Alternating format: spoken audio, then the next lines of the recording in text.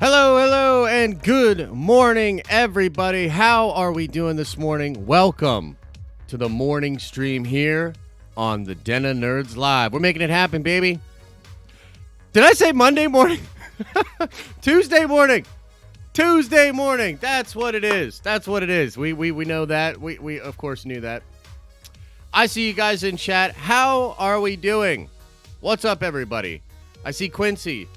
I see KB being angry about being up too early. I see Jason. I see Trinity. I see Hector. I see a lot of other people. What's going on, guys? How is this Marvel Tuesdays? Good mythical morning. Indeed. What's up, Duke, Trevor? How's everybody doing? It's good to see you. Saddy Patty. Good morning, Mr. Anderson. Mr. Anderson. Man, that was is that a Matrix thing going on there? So today's kind of a weird day, guys. I got to be honest with you. It's sort of a slower news day. And I got to be honest, I'm not sure I'm feeling this this tune here. We have to switch this up a little bit. There we go. Trevor, what's up, man? How we doing, Trevor? Trevor last night was on the community stream that we had on the Den of Nerds Live. It was a good stream. It was like the first one that actually worked. And it was, I thought, a really good conversation. A lot of interesting points. I look forward to doing more of those in 2020, bringing some more people on to the channel, debating different ideas and having different conversations. I thought it was really good. So make sure you're staying tuned to this channel and subscribed, like the videos, do all that stuff, because it will literally help you. Crazy Chase Gaming? Oh, sure, I'm ignored. You're not ignored. You're not ignored. I just didn't see you there. But yeah, I would just make sure that you're checking out, making sure that that you're getting all the info. Follow us on social media. That's one of the best ways to be able to know when we're doing this sort of stuff. Fan since day one. Well, hey, man, I appreciate that. I appreciate that very much. So when it comes to today, man, it's one of those days like a slow news day. Guys. I was trying to think of what we wanted to talk about today. I'm still reeling from the trailers, the big game trailers. Oh, it's so stupid that you have to say big game. You can't even say the Super Bowl. Like the NFL, they literally, if you say Super Bowl, if you put Super Bowl on your stuff, you could get like copy, you can get in trouble and all that sort of stuff. It's so stupid to me. They want to own the word. You can't even say freaking Super Bowl in your stuff. It's crazy. But a lot of that stuff is still on my mind.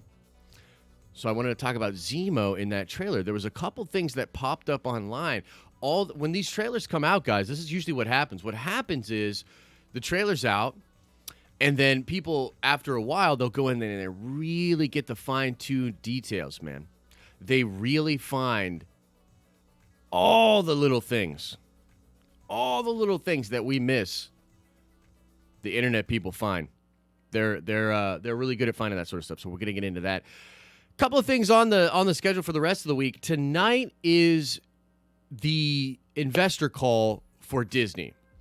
Uncle Bob Iger is going to come out, and he's going to do an investor call talking about a lot of different things. I think this is the first investor call for Disney in 2020. And what they will majorly be talking about is stuff that wrapped up in 2019.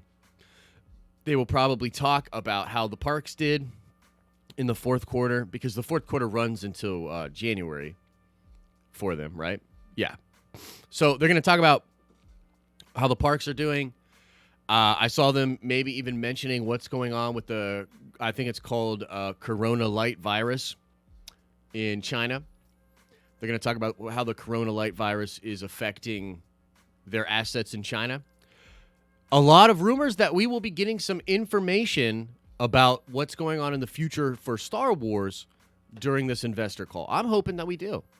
You know, Kathleen Kennedy was recently doing some kind of interview. She was asked about by the BBC about the next director, about doing a female director. She said unequivocally there will be a female director of Star Wars very soon. There's already been a couple of female directors in Star Wars. You know, Bryce Dallas Howard and Deborah Chow directing on The Mandalorian. Now, once some more Star Wars info comes out, I'll be able to more openly talk about a few things here. But yeah, I think that we'll probably expect to hear something tonight about the future of Star Wars. Is Deborah Chow doing a movie? Is she still doing Obi-Wan? Who knows?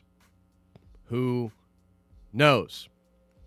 $5,000 per ticket to CinemaCon? Holy cow. Hadn't seen that, Mr. Anderson. That's pretty crazy. So that'll likely be something that we go over tomorrow, guys. The investor call with Disney talking about what is going on next for Star Wars. They'll probably talk about some MCU stuff as well.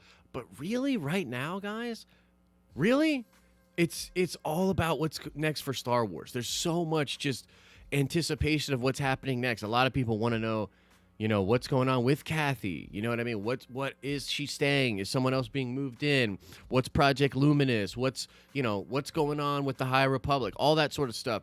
A lot of questions about that. So we will be getting into that likely tomorrow. That'll likely be the dealio tomorrow. Okay, guys, so what I want to do now, I want to go into the theater. I want to show you guys a few things, and we will just discuss it, and then we'll get into Q&A. We should have probably time to do a good bit of Q&A today, okay? So let us go over here, into the theater. Again, cell phones down. Fill into the back. You guys always go into the front row. There's no need for that. You don't need to be doing that. Okay, so a couple of things that I want to talk to you guys about. Look, the big deal here is Baron Zemo, right? Baron Zemo in Falcon and the Winter Soldier. We all know that he's going to be in this series. We even see him in the Super Bowl spot. It was very cool. But I think we're losing sight a little bit of the possibility of him pulling a lot of these strings. Because if you think about it, think about Zemo in Civil War, okay? This is a guy who knew he couldn't beat the Avengers head on. He's like, stronger men than I have tried and failed, right?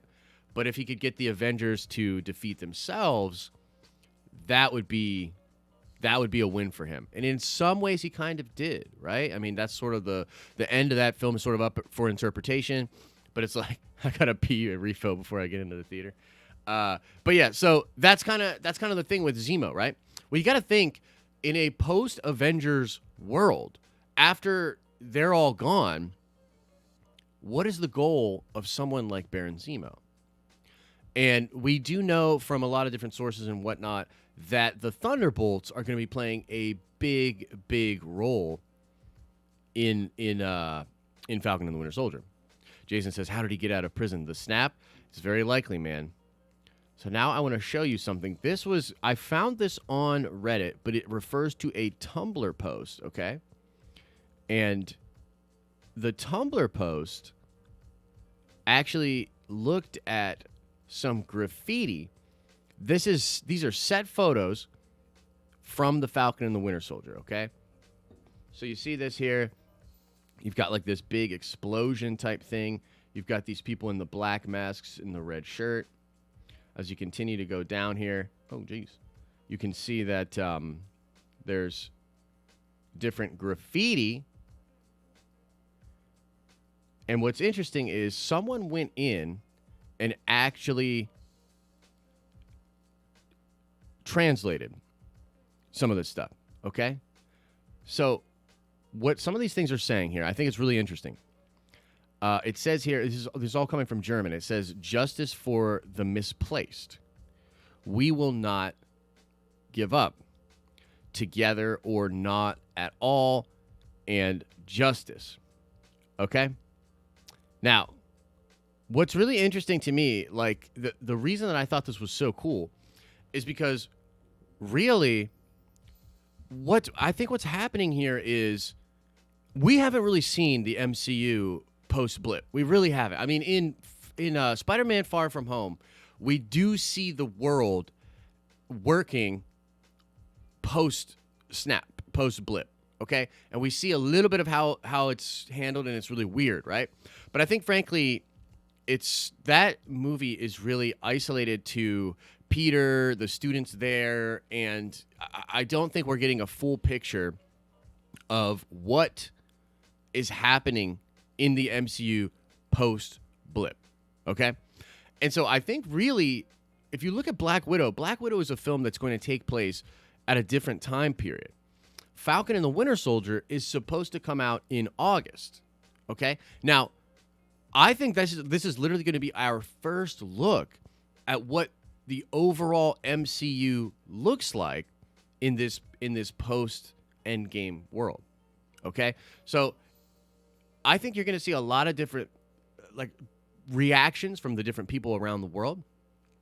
But I was thinking about this. I was like, what's crazy is in America and in certain places, there's likely it's being handled. If there's structure, if there's infrastructure, if there's money, it's likely being handled. But in a lot of places around the world, people are probably really displaced, and the whole world is really probably struggling and dealing with this turmoil. Okay? And we see, obviously, they're bringing in the new Captain America. That's important, right? This is the government presenting this new Captain America, trying to present that people are going to be safe, okay? And so I can see a scenario in which the whole world is really tense. They're looking for sort of new heroes and new powers that be, a new sense of authority. And someone like Zemo, having escaped, will probably likely to take advantage of this entire scenario. So it's really like a little bit of what we were talking about last night, where it's like chaos is a ladder. You know what I mean? We were talking about like politics and, the state of like online, things like that. I think that chaos on the planet Earth is sort of a ladder. And someone like Zemo is obviously very skilled at working behind the scenes and having like sort of schemes and plots. And so what I ultimately think is I think that Zemo will actually be involved in creating this John Walker character. If the Thunderbolts are really established, and it's Thunderbolt Ross and Zemo and possibly other people, that's really, really crazy, guys. Like, what that could imply is that there's this perfect opportunity for Zemo to be doing stuff behind the scenes and just causing all of this turmoil. I think what he would want, if you think about the character motivation, I think what he would want is to not allow the Avengers to just reform and to try to formulate his own group where he has control over what they would do. Essentially, like, making it so that he would sort of be a puppet master of whatever would come next, right? And obviously, the thing that's really cool about this is because Zemo was such a villain to Captain America, but really like a villain to all the Avengers, and his intimate thing with Bucky. Like when we see that shot in the trailer with Bucky like holding the gun up to his face and then dropping the bullets and doing all that, it's like obviously Bucky has a lot of beef with this dude. This dude mind hacked him. You know what I mean? He probably won't be able to do that again because I think Shuri's going to cure that. But I think that this is going to be a really weird kind of story that will unfold in a way that really shows that Zemo and the Thunderbolts are taking advantage of this new time that we're in the MCU. And I think that, like, we haven't been shown, you know what I mean? Just to go back to my other point, it's like we haven't been shown properly how crazy the state of the world is. You know what I mean? How crazy all of this is. And I think Phase 4 is going to be a lot darker and gritty and sort of desperate. I think that's what's going to be the case because, you know, you've got Eternals coming out later in the year, and WandaVision looks to be sort of isolated to, like, her reality or whatever's going on there, and then it'll spill out into the MCU proper. But as far as, like, on the ground level and what's going on with the different governments and the countries and the organizations, I think that Falcon and the Winter Soldier is going to be the place that opens that story up. That is going to be our first entry point into what actually is going on in Phase 4. And I think it's going to be really exciting, man. I think like U.S. Agent, Taskmaster, Zemo, possibly Thunderbolt Ross, maybe even as Red Hulk, a lot of going around the world. I think Hydra's going to be heavily involved. Did you guys notice that those people that are flying in on the flight suits, that they're like green and yellow, and the patterns of them actually look a lot like the Hydra baddies that from the comics, like that green with the yellow stripes? That's another thing that people pointed out online. It just, I don't know, man. Like I'm just really excited about it. Like I think that this is going to sort of open up the whole playbook, so to speak, and that Zemo is actually going to be directly involved with creating John Walker. Because if John Walker, and we do think that he's going to get the super soldier serum, where does he get that? You know what I mean? Where does he get that super soldier serum? Well, it obviously has to come from, I would say probably from whatever's happening in the Black Widow film. And I think that's the through line, right? Black Widow's going to be its own thing. And then the through line in through will be with the super soldier serum that they get their hands on. And then they create the new Captain America with John Walker. And Zemo will likely be involved in that. And moving forward, the Thunderbolts are likely going to be making a lot of different moves behind the scenes. And I think really what we're going to get to is that real comic book flavor where there's just a ton of different teams and motivations, you know, controlling things, changing things, making characters have to deal with all sorts of conflicts. And it's really going to be opened up. And then Eternals is going to introduce these super-powered people that will sort of be like new level of Avengers type characters, Guardians, right? And we'll spin out from there and have sort of people behind the scenes like Zemo controlling things, the Eternals trying to set stuff up. It's just like a really cool scenario for Phase 4. I think Phase 4 is going to be absolutely incredible, man. I really do. One more thing I want to show you guys, and then we will get out of the theater, probably just get into some Q&A, talk about what's going on. But did you guys notice when Taskmaster flips up the shield that he's actually doing a Black Panther move as well? Somebody pointed this out online. When he flips up the shield, if you watch his hands, he does a Black Panther move and brings out these like talons on his gloves, these like fang sort of things on his glove. And it's kind of like what I told you guys yesterday, where what I think's happening here is she's going to have to fight literally all the Avengers. You know what I mean? She's going to have to fight all of the Avengers through Taskmaster, which is kind of crazy. I don't know if I can find it real quickly. But yeah, that's a thing, man.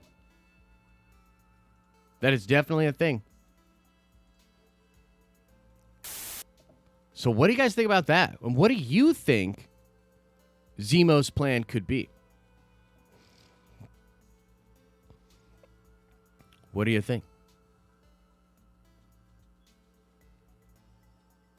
There's a leaked photo with Songbird? Trinity, how have I not seen that? How have I not seen that? General Ross has the serum.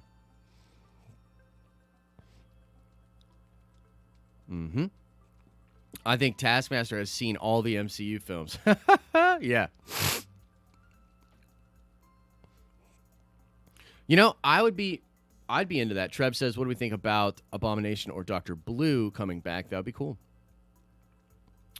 That would mean Taskmaster was in Germany in Civil War, right? Yeah, or he's seen Black Panther at some point using that, right? Yeah. It's on the same football field where U.S. Agent was seen? Dark Avengers. Yeah. Got footage of Black Panther in Korea. Yeah, there's all sorts of opportunities like that. But, like, Oh, geez. Do you guys see like where my head is at though? It's like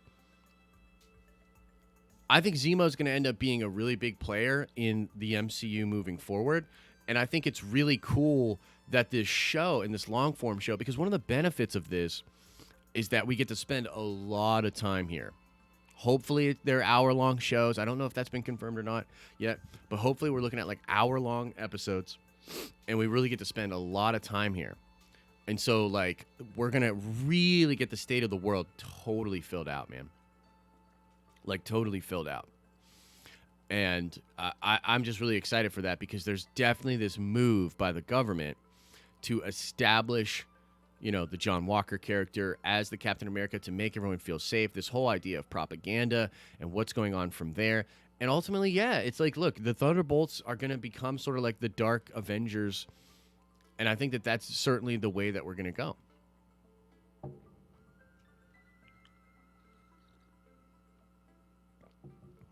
Yeah. Hawks Holocron says he tried to tear them apart from the inside, and now he will try to match them. His last words. Did it? Yeah. Did it fail? And you know what's funny is, look, what about this for a crazy turn, right? Check this out for a crazy character turn. What if Zemo believes that he's actually semi-responsible for what happened to the planet Earth with Thanos? Because technically, the Avengers disassembled is kind of his doing. And in that sense, he left the world kind of vulnerable for something like Thanos happening, right? And so it's possible that even he feels this responsibility for letting the world down, in a sense. You know what I mean? And him and Thunderbolt Ross could kind of come to some kind of an understanding, and he could be like, yo, we need to create a superpowered team of people for whatever happens next. You know? That'd be really cool. Where were the Thunderbolts during Endgame? Well, I believe it's hard to say, right? I mean, like, one of two things went on with Zemo. He was either snapped away and then blipped back, or maybe like during the snap or during the blip, things happened and he was able to escape the raft. Because he's on the raft, right? So who knows exactly? Plus, it's not outside of the realm of possibility for Thunderbolt Ross to literally let Zemo out. You know what I mean? It really depends a lot on where Thunderbolt Ross's head is at. If he's like, hey, man, desperate times, desperate measures, we need to let this dude out, that could totally be a thing. So, it's hard to say exactly.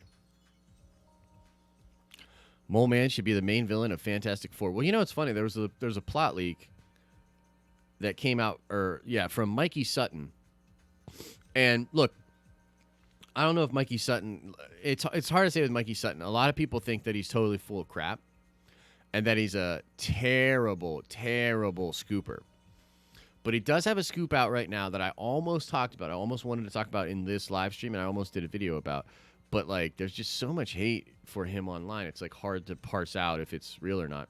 But he was talking about the Fantastic Four, and Mikey Sutton did say that Mole Man would be the villain of that movie, and that they're going to really focus on them being explorers, that Spider-Man will be in the movie.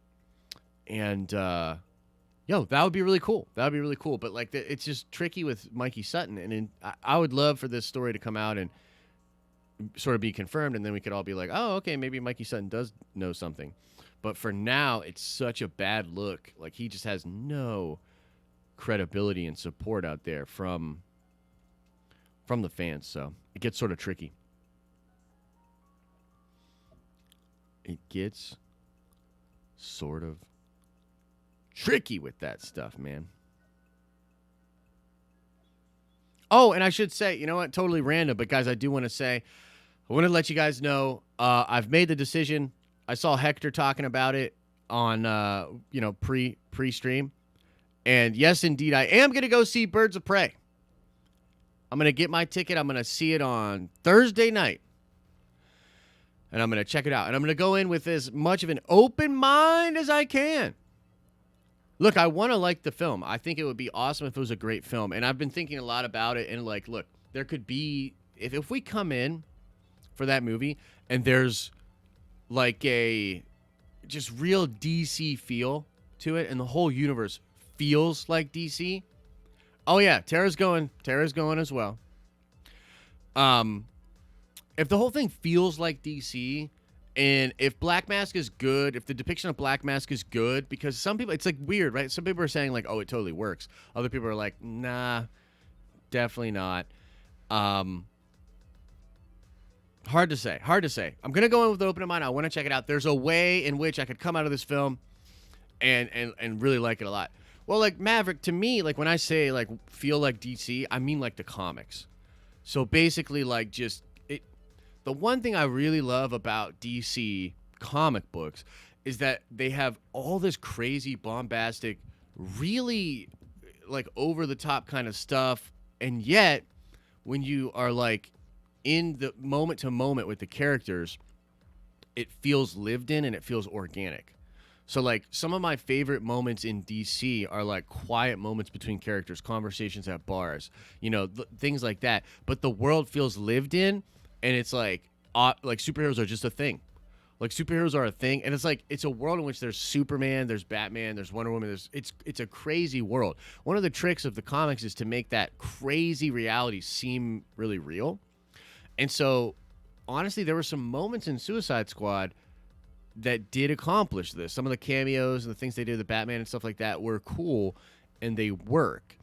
And if I like come into this film and I feel like, hey, man, this is a DC movie. This feels like a DC universe, and this is DC's Harley Quinn. That would be really cool, and that would do a lot for me going into the film. But yeah, man, basically, like we're just getting so much hate for that Birds of Prey video. So much hate on that Birds of Prey video that it's like, okay, I understand. I owe it to see the film. I want to see it. But I'm going to be, dude, if, like, I really don't like it, like, I'm going to flame that movie. You know what I mean? Like, I'm going to flame that movie hard. And then Tara and I are going to sit down in a live stream and talk about the movie. So Tara and I will get in a stream and talk about what we liked and didn't like about the film. So there you go, guys. Yes, I'm going to go see Birds of Prey. We were joking about it in the executive producer chat where we were basically saying, like, well, this movie's probably going to make a lot of money from people that are just curious to see if it is as bad as it seems. Because I don't care who you are. These trailers look terrible. The trailers have been bad. You know what I mean? Like, they've been bad. And, like, I'm going to try to go in with an open mind. But, yeah. We'll see. Take it easy, Mav. Take it easy, man. Hope work goes well for you, man.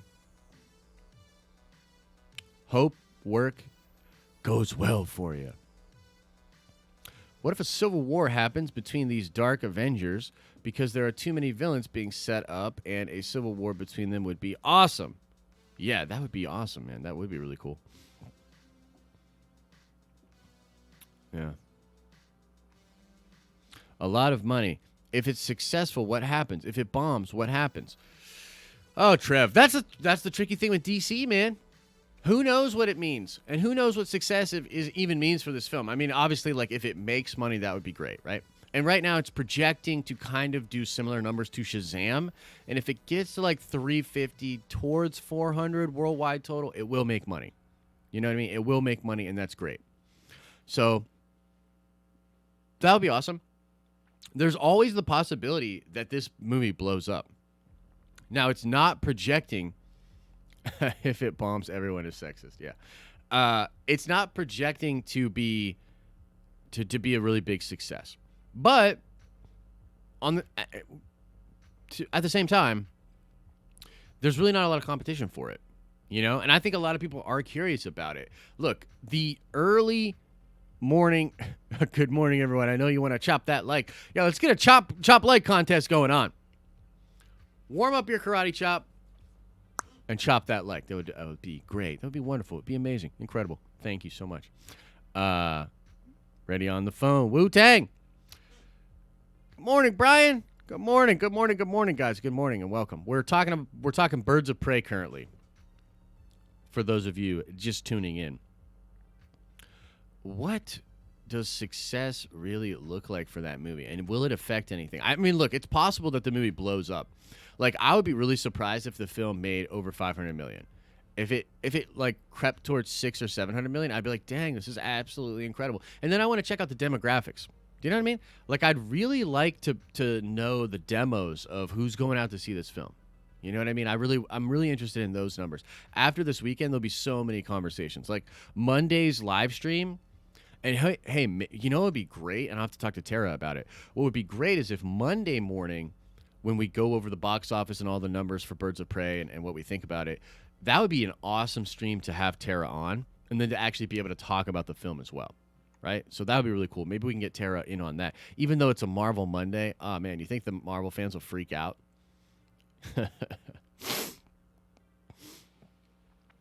Crazy Chase Gaming says, I heard the Avengers game is gonna bomb. Yeah, so let's talk about that Avengers game.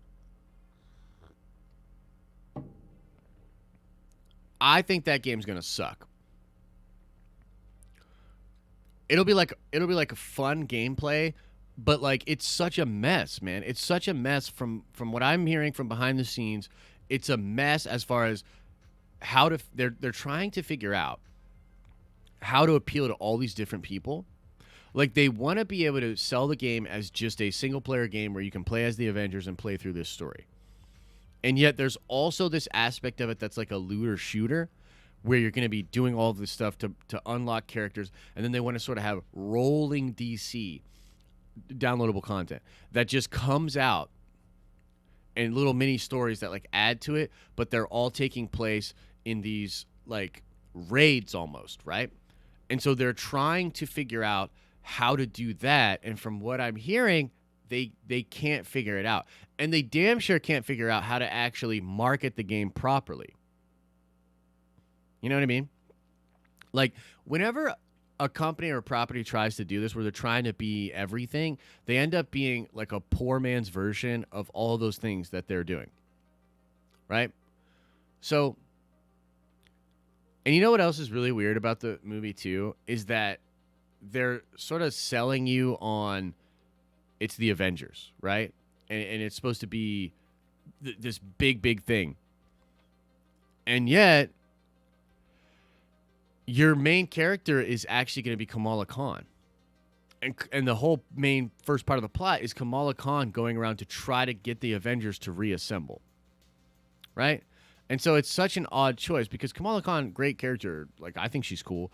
But she's not a very popular Avengers type character. She's really popular among young people, actually. She's a huge, like, very popular amongst young people. But oh, it does not come out September 4th. I believe it got delayed even further. Or is the delayed date September 4th? Yeah, is Kamala Khan as the main character, and it's so weird. Like, how I just don't understand the choices, right? So it's like they clearly understood that Avengers was the biggest thing ever, but then they decided to make them a photorealistic game that doesn't look like the characters from the movies. That's weird. You know, that's just a weird choice. It's a weird choice. Like, you know, if you're going to go for photorealism, why would you? Or if you're going to go for the Avengers, why would you do photorealism? It's just like, it doesn't make sense, right? Then their character models looked horrible. And then they came out and said, we're not going to change the character models. And then they changed the character models. The combat is apparently really cool, but it's going to get repetitive, guys. Like, there's nothing really excitingly dynamic about the combat. The combat's going to be cool, but it's going to get real old real fast. The entire story is on rails. It's not an open world game. It's on rails. And you start out as playing Kamala Khan as you try to reassemble the Avengers, and the Avengers are like gone. Like, they're not in this world. On top of that, they're really interested in hooking a shooter-looter crowd and sort of being like an MMO type thing. They want it to be an MMO, but they can't nail down that system. They haven't quite figured that out. They're not even talking about it. Like, they talked about it a little bit, and then they went radio silent on it. And when I talked to them in New York, I was trying to bring this up. I was like, look, you've already been on record talking about these drop points, this, that, and the other thing. And they literally just boilerplated me. They were just over and over again, like, right now we're talking about how you can have the experience of being one of your favorite heroes in the Avengers. And I'm like, yeah, you've said that already. What about this other interview that you did a month ago? They're like, right now, we're just focusing on what it's like to play as one of your favorite heroes as an Avenger. What is that feeling like to be a hero? It's like, bro, this ain't Nintendo 64.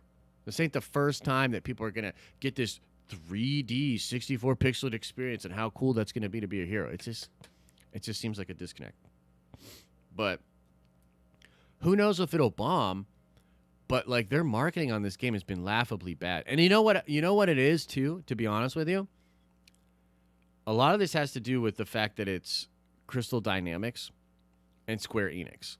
And Square Enix in particular, look, the Japanese have just a different culture than a lot of people around the world. Like, let me explain something to you. You guys know Dragon Ball, right? You know Dragon Ball Super, Dragon Ball Z.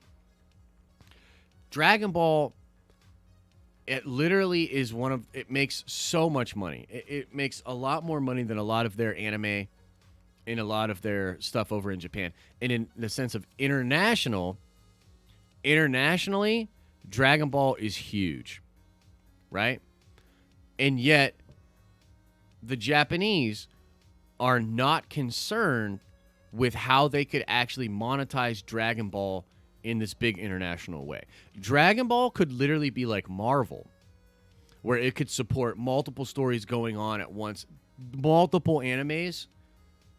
And if they were smart about it, they could figure out a way to monetize in the States, in the UK, in the European Union, all around the world. And I'm telling you, it would make so much money. So much money.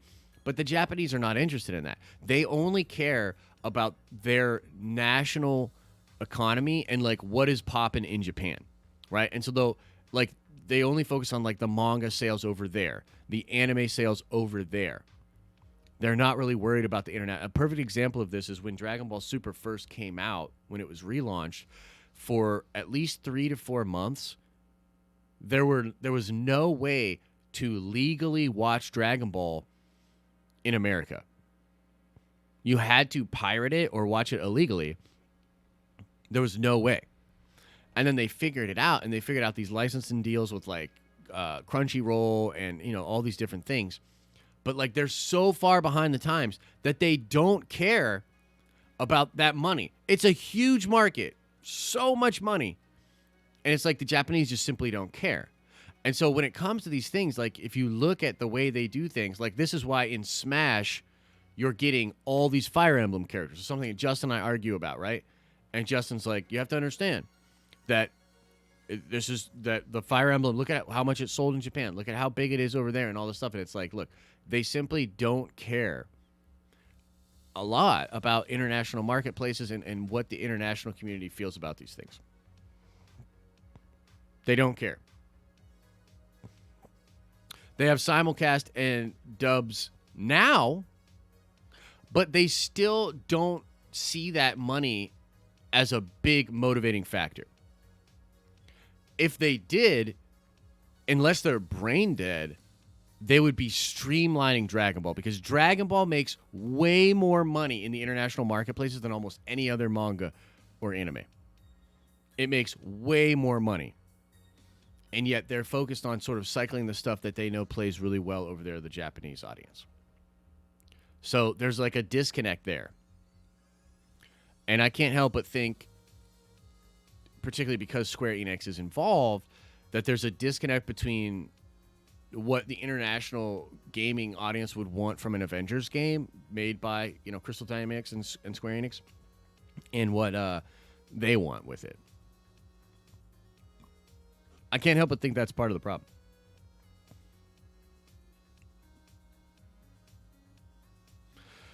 You know how the U.S., you have an economy based on growth. In Japan, it's based on stagnation because of negative population growth. Yeah. Yeah, it's interesting. Thoughts about Wonder Woman? They going to reboot properly this time? Who knows about that Wonder Woman movie, man? I'm excited for it. I think it's really cool. But I'm kind of like, what is going on with DC? You know what I mean? Like, are they going to reboot? I think what you're referring to is there were all these rumors that the Wonder Woman film was actually going to be like a Flashpoint movie. And that they were going to change things, reboot things, introduce this new Batman, this new Superman, and sort of leave Jason Momoa and leave Wonder Woman there, right? But I don't know. I mean, like, there hasn't been a lot of talk about that. I do remember that rumor. It's a big rumor. It would be awesome. It would be great. You know, because that would give us a through line. But we don't know. So I have no idea. I think Wonder Woman's going to end up being really entertaining and a really good film. I think Patty Jenkins is so talented. She's so talented, and I think she's going to deliver something great. You know what I mean? Like, really, really good. But I don't know how concerned she is, and I don't know how concerned DC is with tying it all together. Trev says, Henry Cavill better still be Superman. I know there's some problems between his camp and DC. I know that for sure. So who knows?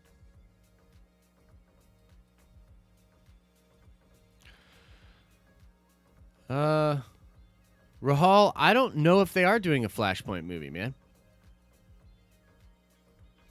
I don't think they are. Like, I don't know if there's any like substantive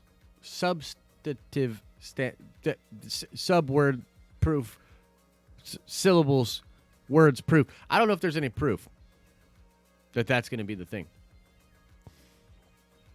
What's next for The Den?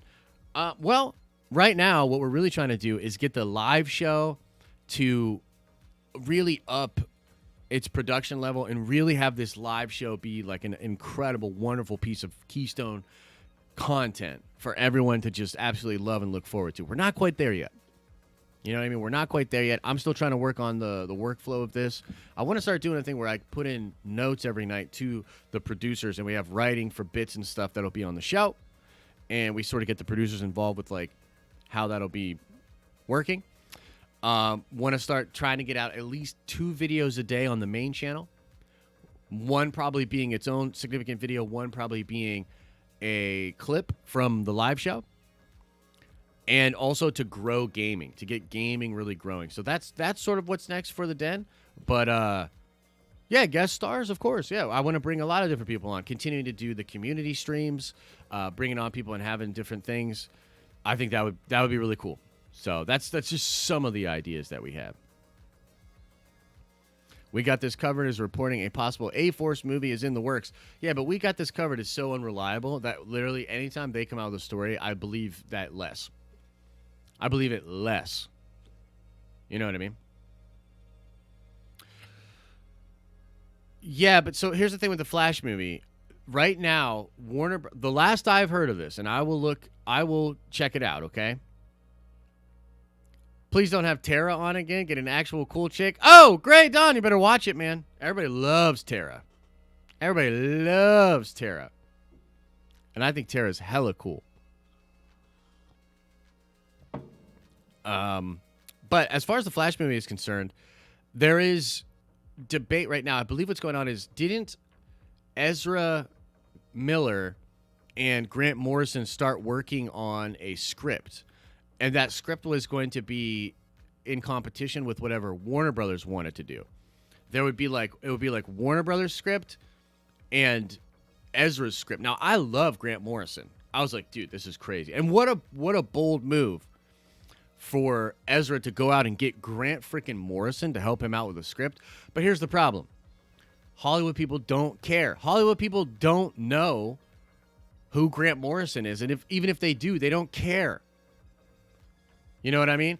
And I don't think that I don't really think that that's going to be much of a comment. I don't think DC is interested in Ezra's vision at all. And so even though we have this sort of dark thing going on with whatever he was going to do, I don't think that's what's going to happen. And as far as a Flashpoint movie and a Flash movie, to me, there's no evidence to suggest, besides like old press releases, because this was stuff they were talking about. We're talking about years ago, pre-Justice League. Pre-Justice League, we were talking about these. I remember doing videos about it, about Flashpoint. Nothing anymore, man. Like, there's just no talk of that, you know? So I really don't think there's any evidence that they are going to do that movie. Super random, but since Alita is now on HBO, are there any rumblings about a second movie? I haven't heard anything about that. I haven't even seen Alita, but I would like to. I would love to see Alita. I've heard nothing but good things, and if it's really on HBO, I will check it out.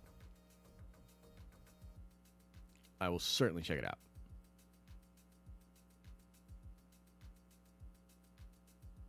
Jeff Johns had a vision. Shazam and Aquaman are from him directly, but he had the Justice League stank on him too.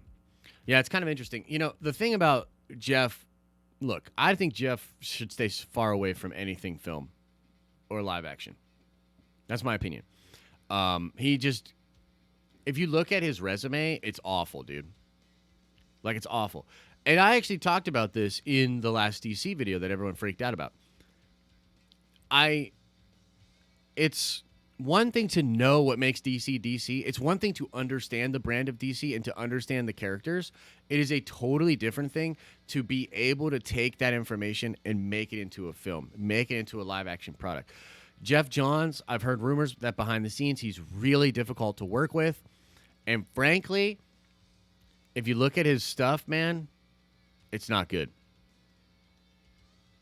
It's not good. Is Fallen Order worth buying? Definitely. I like the film, or I like the game. I don't like it as much as other people do.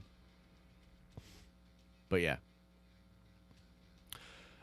Why do you think the president of Warner Brothers wanted Ezra Miller as a cameo in Crisis? Yo, RG, is that confirmed? Or are you just saying that? Because I don't know.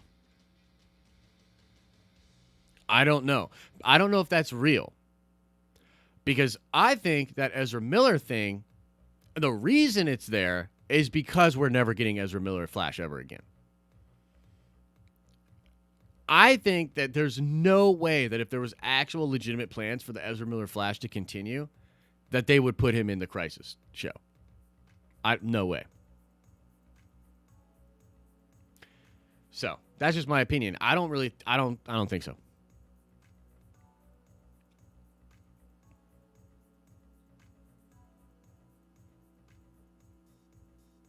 It's been 4 years since Suicide Squad. Holy crap.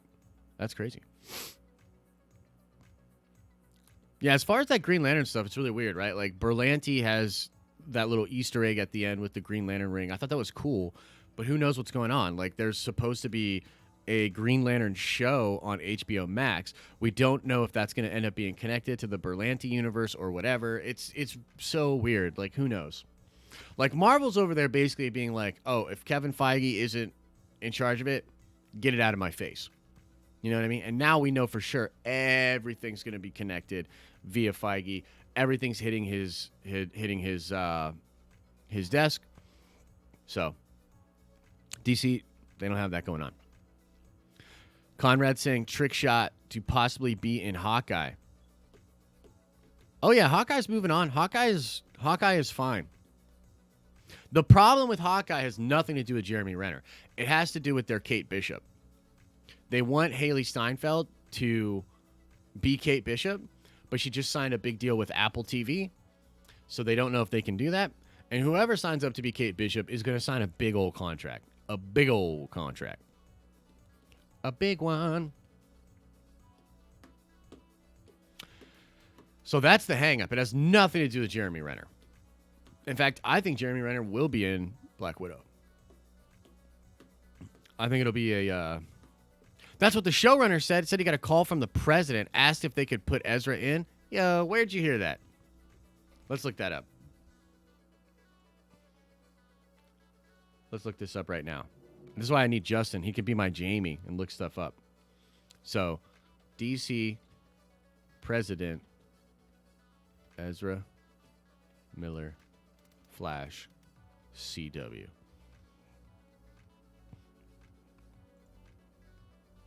Okay. Looks to be kind of legit here.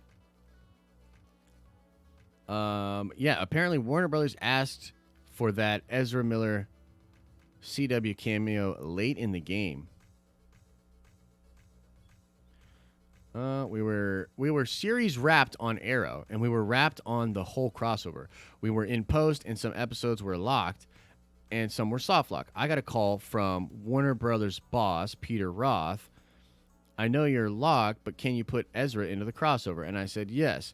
And he said, how your series wrapped, and you're wrapped on the crossover. And I said, yeah, I know, but if you're telling me Ezra Miller can be in the crossover, I can make it happen. Your series wrapped on Peter Roth saying, I know you're locked, but can you put Ezra in the crossover? That is really interesting. He called the fast showrunner Eric when Ezra Cameron was 100% on board, and he was. It served as a surprise. Huh. That's really interesting. That is really interesting. Man. I stand corrected. RG definitely knows his stuff, ladies and gentlemen. Could that mean that Warner Brothers is actually going to connect their stuff together? Dude, I've always said, like, why wouldn't they? If they have all these confusing different variations of characters, why don't they just do the multiverse? Wouldn't that be cool? I'll be your Jamie.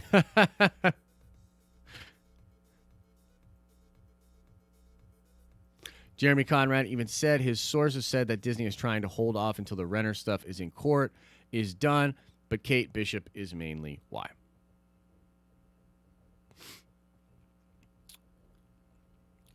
Thoughts about the Batman movie? Since it's not connected into the wider DCEU, would you be into that? Is that confirmed?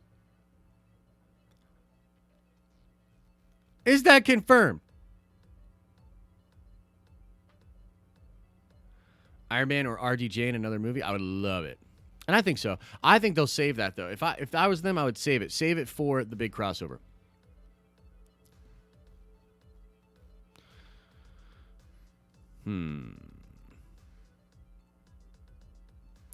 Thoughts on the Batman movie? I don't know, man. I think, look, just tell me one way or the other. That's what I want from Warner Brothers. Explain it to me one way or the other. Is this its own thing? That's fine. I love Batman. I could just get in that vibe. I could check that out. You know what I mean? Like Pattinson. I'm excited to see his portrayal. I really do. I really am. That would be really cool. Go in. This is just its own thing, right? Its own universe, Batman. I'm into that. But if they don't tell me anything about it and they just say it's like some of the things they've been saying are so weird. Like, of course Batman is connected in the same universe as a Joker and all this. It's just like in the comics. And it's like, that doesn't explain anything. Comics are confusing as hell. Can we even say there is a DCEU at this point? Half their projects aren't really connected anyways, but the ones that are don't always make sense. Yeah, I don't know, bro. I don't know. Do you think Shang-Chi will be delayed because it is filming in some of the parts of Asia where the virus is hitting the hardest, or am I just being an ignorant American? Look, I don't think you're being an ignorant American, but I don't know the answer to that question. I think that they will probably just figure it out.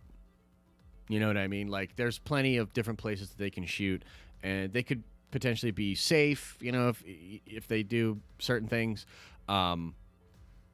I know that they are fine to go in certain parts of Australia and around there now, and they're actually filming right now. Tony Long was spotted on a set, so yeah, they're doing the thing right now.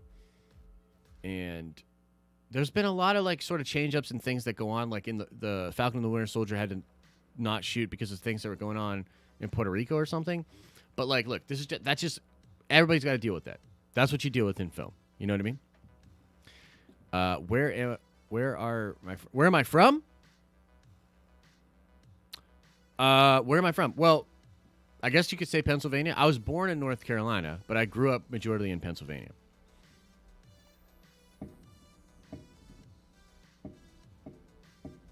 I love Man of Steel, dude.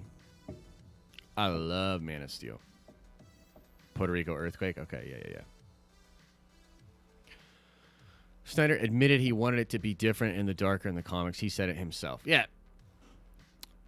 Look, the big thing that DC, the way that DC went wrong, and I've done so many videos and talked about this so much, is that they were keen on doing the Nolan stuff.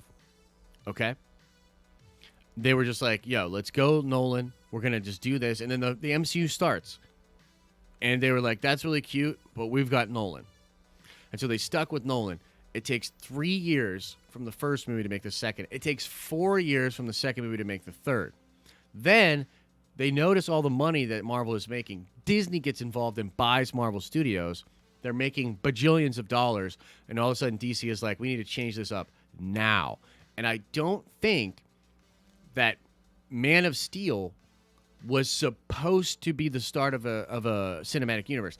And by the way, that movie, Man of Steel, was pushed into production because of a legal battle that DC was having with the Schuster estate, where if they didn't make that film, they were going to owe a lot of money to the Schuster estate, because they were trying to like figure everything out, change things up, and come up with their plan. And so they have to make Man of Steel kind of rushed out, and then they just keep rushing it out and trying to have their cake and eat it too. And I think the biggest thing that they did wrong was after Batman v Superman, they had 2 weeks to figure out what to do with Zack Snyder on the Justice League film, and they made a terrible decision. They should have canceled that movie. And I like Snyder. I like Zack Snyder, and I felt like I want to see his cut of Justice League. I really do. But they should have canceled that movie. Yeah, through emails. And plus, Lex Luthor makes all of the logos for the superheroes, if you really think about it. Like, there's a lot of stuff in there that doesn't make any sense. But yeah. That's where I think DC went wrong, because they were like, you know what? Fuck it. They'll buy it. You know what I mean? That was like their attitude. And so they're like, we're going to let Zack make his movie, but we're going to start tinkering from day one. And then they brought out all those journalists to check out the set, and they did the Marvel-y scene with Ezra and Affleck. It's just like a mess, dude. It's a mess. Alex coming in hot with a super chat, wasn't paying attention, but any news around JJ plans for Warner Brother and potentially DC ask or discuss? Not a lot is being said right now about the JJ thing, other than a report that came out a couple of weeks ago that that Bad Robot is going to be developing the Justice League Dark, and that might be their first entry into that. Yeah, so they're working on Justice League Dark. Film and series is what was rumored. Yes, Side Life is correct. So, hey, that'd be really cool. How do people feel about JJ Abrams at this point? This is the last thing I want to talk to you guys about, and we'll get out of here. How do people feel about JJ Abrams at this point? Because I can't help but feel like, especially after Rise of Skywalker, a lot of people are like, ooh, I don't know if I want that JJ guy touching our DC heroes. It was smart of JJ to finalize that deal before Rise of Skywalker came out.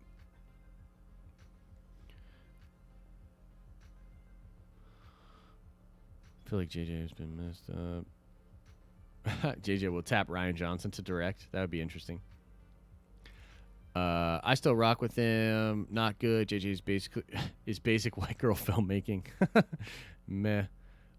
Grey Dawn still loves JJ. I never thought TFA was all that. I feel like JJ has been messed over a couple of times. Lukewarm. It's not JJ's fault. He did the best he could. I think JJ ran his course. JJ Abrams' Superman script was the worst ever. I'd have to check that out. I don't know. JJ is kind of safe for Justice League Dark.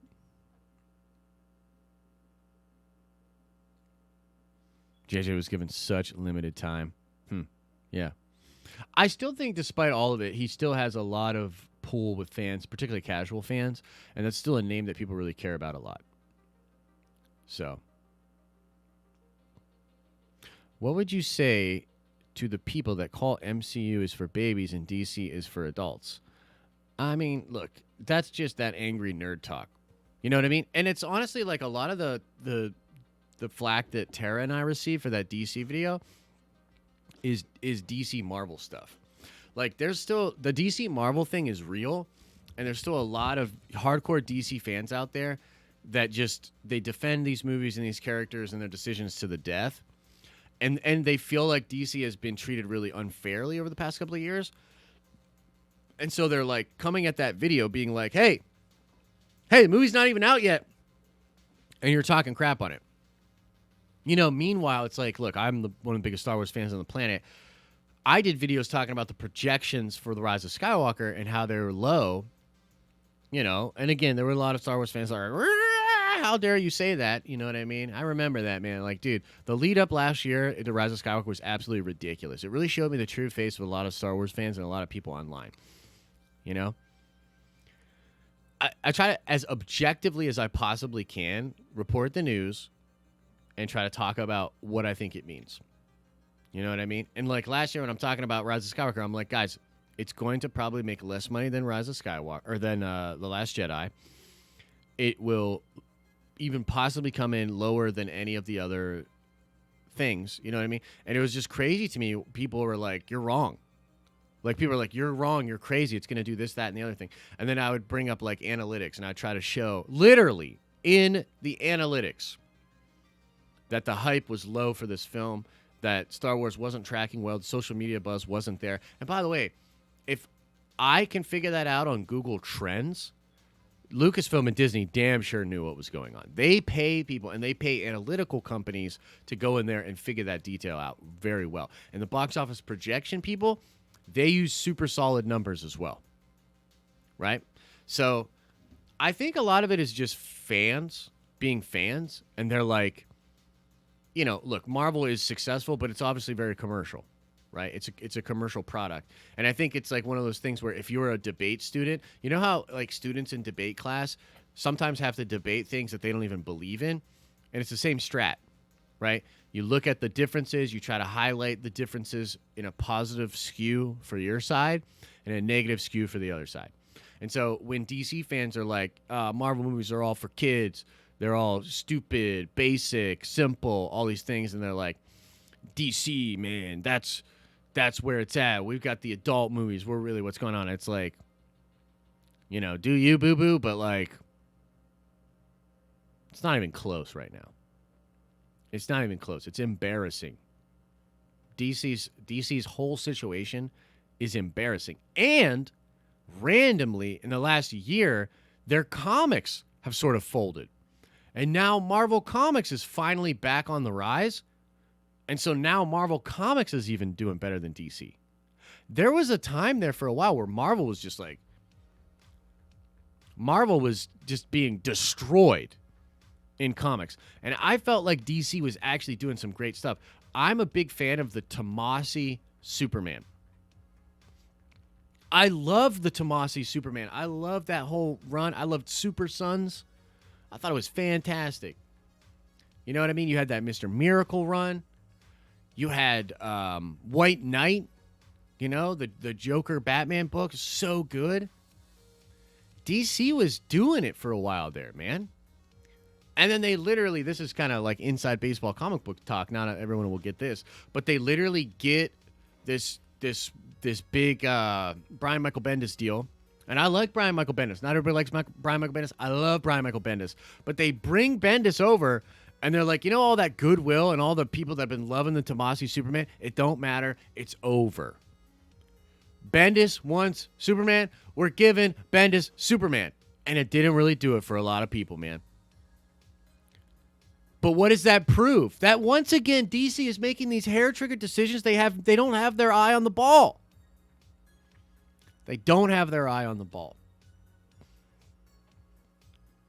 I'm rooting for them. I want them to get better. But right now, man, holy cow. Holy cow. It is looking grim for DC at this point.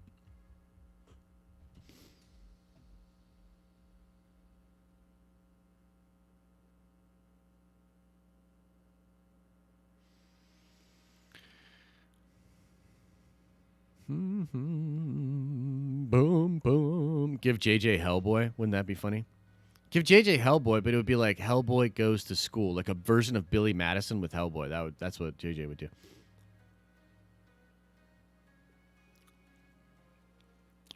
Uh-oh. Wu-Tang. Wu-Tang Wells says, I'm going to say it. Give DC to Feige. Okay, this is a really interesting question. I'll leave off with this one from my main man, Trinity.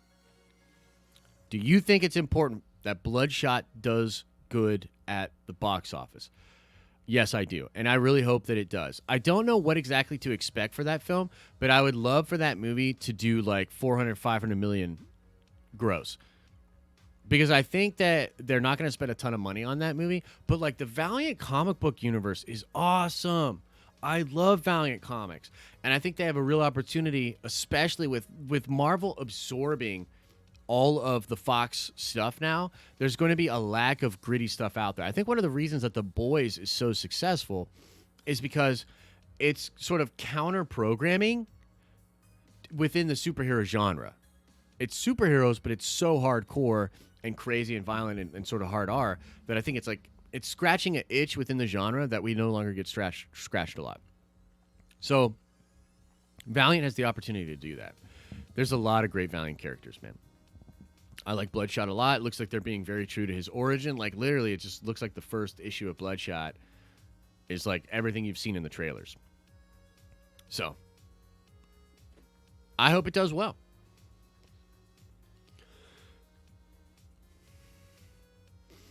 Wait, Bloodshot is PG? No way. It's got to be R, right? I'd be super pissed if they did that PG. All right, guys. Well, that's going to do it for today. Thanks for hanging out with us on the morning stream. Coming in, man.